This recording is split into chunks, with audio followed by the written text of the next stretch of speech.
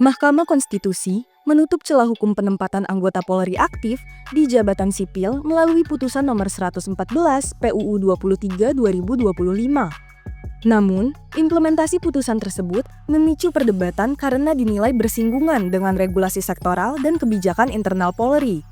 Dalam putusannya, MK secara tegas menyatakan anggota Kepolisian Negara Republik Indonesia tidak dapat menduduki jabatan di luar institusi kepolisian selama masih berstatus aktif. MK juga menyatakan frasa atau tidak berdasarkan penugasan dari Kapolri dalam penjelasan pasal 28 ayat 3 Undang-Undang Nomor 2 Tahun 2002 tentang Polri bertentangan dengan Undang-Undang Dasar 1945 dan tidak mempunyai kekuatan hukum mengikat. Di DPR, putusan MK tersebut disikapi dengan kehati-hatian. Anggota Komisi 3 DPR RI dari fraksi Nasdem, Rudianto Lalo, menyatakan menghormati putusan MK, tapi menilai implementasinya tidak bisa dilakukan secara serta-merta tanpa penyelarasan regulasi. Putusan MK itu tentu kita hormati, tapi tidak serta-merta diberlakukan begitu saja. Kita harus melihat terlebih dahulu norma-norma yang ada di undang-undang lain, ujar Rudianto Lalo, Senin 15 Desember 2025.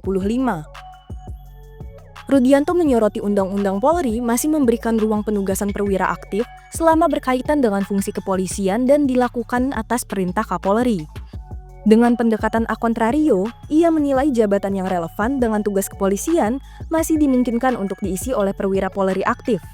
Di tengah dinamika tersebut, Kapolri Jenderal Listio Sigit Prabowo sebelumnya telah menandatangani Peraturan Kepolisian Nomor 10 Tahun 2025 tentang anggota Polri yang melaksanakan tugas di luar struktur organisasi.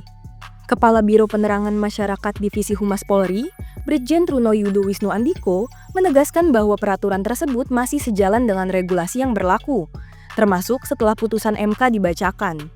Menurut Truno Yudo, sejumlah aturan masih membuka ruang penugasan anggota Polri aktif, antara lain Undang-Undang Nomor 2 Tahun 2002 tentang Polri, khususnya Pasal 28 Ayat 3, Undang-Undang Nomor 20 Tahun 2023 tentang ASN, serta Peraturan Pemerintah Nomor 11 Tahun 2017 tentang Manajemen PNS.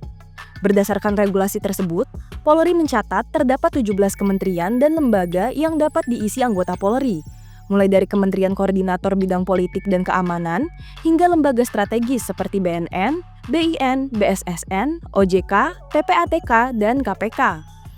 Untuk mencegah terjadinya rangkap jabatan, Polri menerapkan mutasi struktural dengan menempatkan perwira yang ditugaskan sebagai perwira tinggi atau perwira menengah dalam penugasan khusus.